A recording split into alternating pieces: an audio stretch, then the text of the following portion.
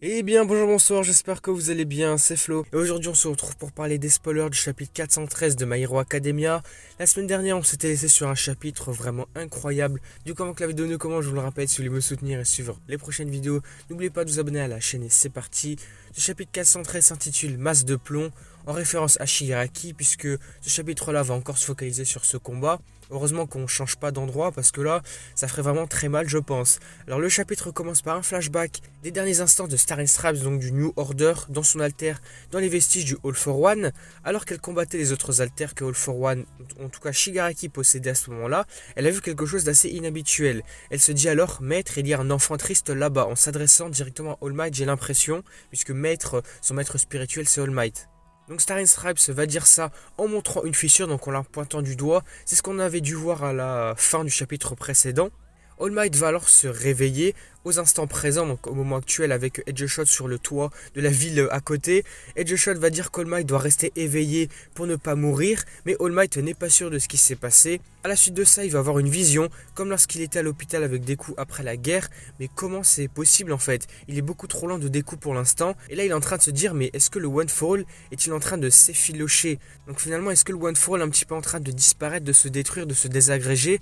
Parce que c'est vrai que là, vu ce qui se passe avec Shigaraki et tout, on aurait l'impression que ça pourrait se passer dans ce sens-là. Après ce petit passage sur Star Straps et All Might, nous revenons du côté de Shigaraki et de Deku au combat. Nous voyons Tomura qui ne comprend pas pourquoi il a une vision de Star Stripes lui aussi à son tour. Il va dire mais pourtant je t'ai anéanti, mais il va se souvenir de la dernière phrase de Star selon laquelle les héros héritent toujours de la volonté de l'autre et pense à la possibilité qu'il s'agisse d'une braise de la flamme de Star Stripes qui a été transférée en quelque sorte à Deku. De son côté, Deku est retrouvé projeté au sol et demande ce que Kudo veut dire par là, donc par son plan de laisser tomber le One for All. Kudo va alors s'expliquer, il va commencer à expliquer sa démarche et son plan. Le morceau de plomb à l'intérieur de Shigaraki représentait toute la colère, la frustration et les souvenirs de son passé. Mais maintenant tout cela s'est rassemblé, solidifié et a formé une sorte de couche de haine impénétrable. Cependant le vestige d'All Might va remarquer cette fissure.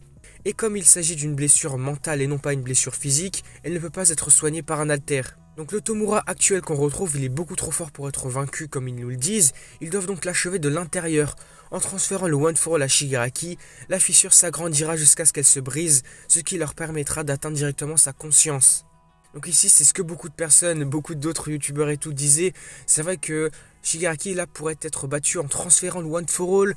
Et du coup, ça ferait qu'il aurait trop d'altères en stock et tout, surtout vu la puissance du One for All. Ça le briserait de l'intérieur.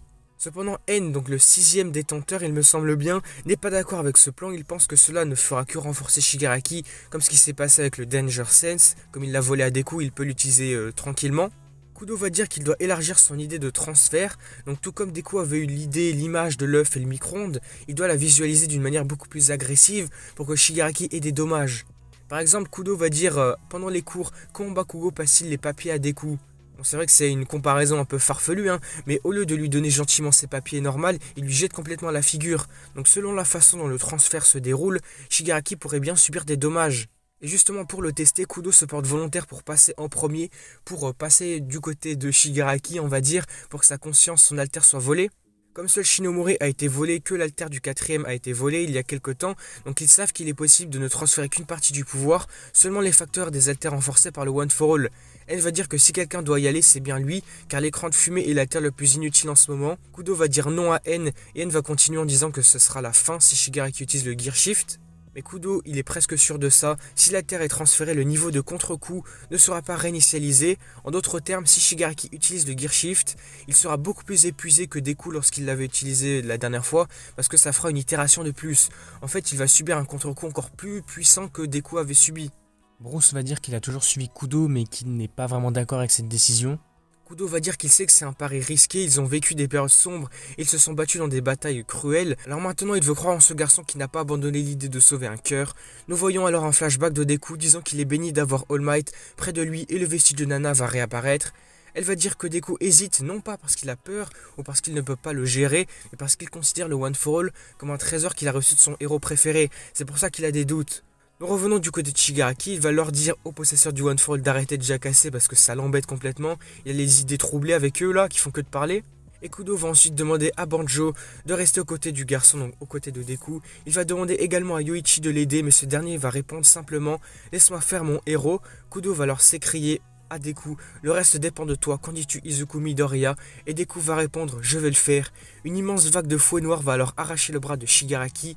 Shigaraki va se mettre à fixer son adversaire, donc Deku, et va lui dire, en te regardant, je n'aurais jamais cru que tu étais un héros. Et là, nous allons voir une image, une page incroyable, une page finale de chapitre vraiment incroyable. Deku est torse nu et a des fouets noirs sur tout le corps. C'est un visuel tellement cool et une super répartition. Donc là, c'est vraiment incroyable. On a l'espèce de Deku énervé avec le Black Whip de partout. C'est vraiment incroyable. N'hésitez pas à voir l'image de votre côté, bon, parce que évidemment, je pourrais pas trop l'afficher. On évite les strikes. Mais elle est vraiment incroyable, c'est magnifique. Et c'est ainsi que le chapitre va se terminer. On apprend qu'il y a une pause pour la semaine prochaine. Ça, c'est vraiment dommage pour le coup, parce que vu ce qu'il nous laisse Horikoshi, on aurait aimé voir ça la semaine prochaine. Mais du coup, non, on va attendre une semaine de plus. En tout cas, la semaine prochaine, on aura les spoils de JJK, ça c'est quand même cool.